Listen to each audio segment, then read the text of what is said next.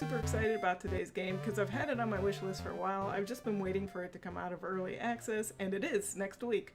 The developer actually gave me a key to check it out through Keymailer, and it's a game where you breed little animals and try to survive, which is very similar to a series I really liked as a kid called Creatures. So let's check it out. Niche, a genetic survival game. Now it is super cute, but there's a lot more to it than the cuteness. I'm going to start off just clearing away some of this so we get a better view of the mating. We have mated, and also it appears my character has a parasite. However, I'm out of moves for the day, so we're going to go to the next day and just go ahead and, oops, I'm clicking on the wrong person. I have to remove the parasite with the other critter and lick away the bleedingness that the parasite caused. I'm gonna just clear away a little bit more and build a nest here and move this oh crud, there was a nest right there on the ground. Well, you live and you learn, and you have a baby. Here's our little baby here. It's picked up some traits from both of its parents, and we can see a little genetics tree.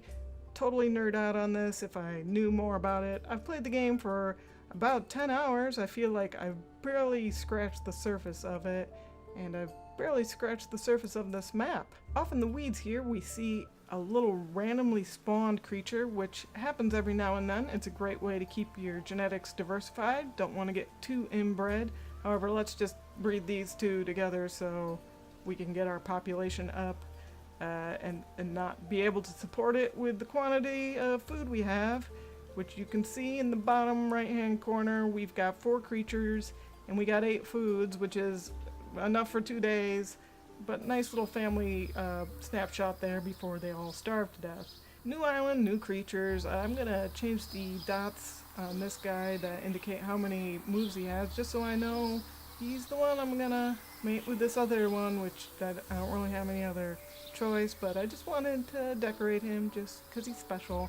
This island has a little berry bush here, so it's going to be a lot more sustainable, and I'm going to take it easy and not breed him too quick this time so that I can actually survive a bit. And it's a really large island, and it takes a while to kind of get in there at all. Finally have my little baby, and I'm not too impressed by him. I'm gonna just collect some berries and call it a night, I guess, because not really much else you can do. The UI in the bottom right hand corner is simple enough. We got nest material, we got food, we got population, but we also have a little head that right now has its eyeballs lit up, which means we're using our eyes to view the island. But if we click it, we have nose, which is what we smell, and click it again is what we hear. These senses are all augmented by your genes. Like, you can have a nose that is good at sniffing, or you can end up blind and not able to see anything, which can be a pretty big disadvantage if you don't have any sight unimpaired creatures that can help you move around. You're basically just stuck where you are. There's also fertility and immunity that you can inherit. This fella here has a cold, but also has a derp snout. And I think you can tell what a derp snout looks like just by looking at her. And you can see that red splotch stuff on her. Oh no, we've got a rogue male.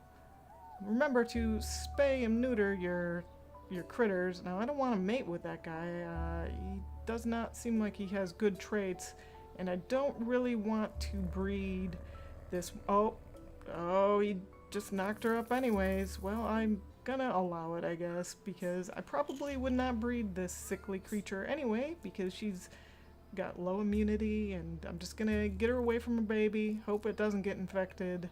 It looks like she's picked up the red color of her father and the derp snout of her mother. Each creature has a lifespan, which you can see in the lower left hand side. This one has had its life reduced by 4 from injury or illness, but she can still have one last baby and be a productive member of this society. We can see that the baby did pick up that illness, so I'm not gonna deal with her.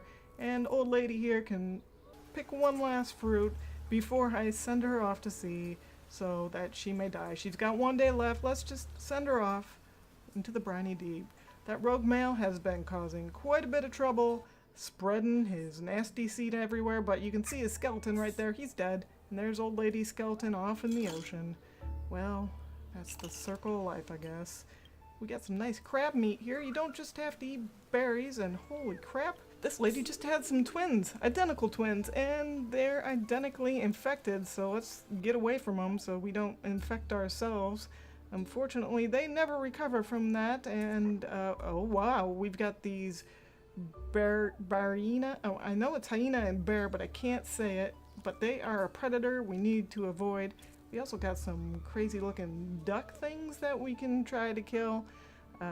Very frightening, these big bear things. I do not want my good fellas to get killed by them, but I will sacrifice my derps on them. The random events really make it pretty fun. You can see there's a bird up in the sky which will come and eat your little babies. I actually had to set this back down to easy. After trying to play medium, it was really difficult.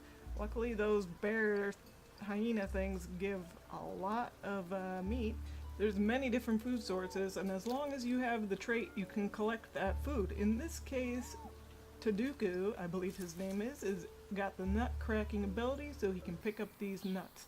And here's the pinnacle of my breeding. This randomly blue, sickly with the common cold, Ana is her name. We can check out her genetics, and we can see all of her family tree, which led to Ana. We have a long line of derp snout critters, which have caused this being to be. They are a derpy bunch, trying to figure out where everything went wrong to create Ana. Why is she blue? All of her other families were not blue. You can see the genes swapping around on the right. All the different attributes that she has. She's got a derp snout, she's got a toxic body, which has led to her having a distasteful appearance, which means people aren't even gonna wanna touch her because she looks so disgusting. But I think she's beautiful, and I hope that somehow I can cure her disease and breed a lovely bunch of Ana babies. Really just scratching the surface here. We got this beta symbol, and I'm going to switch her to alpha so that if there's a food shortage, she gets to eat first, and I can actually rename her to, let's say, Awesome Sauce, because I think she's awesome, and I'm going to do my best to give her a happy life and make lots of weird derp babies.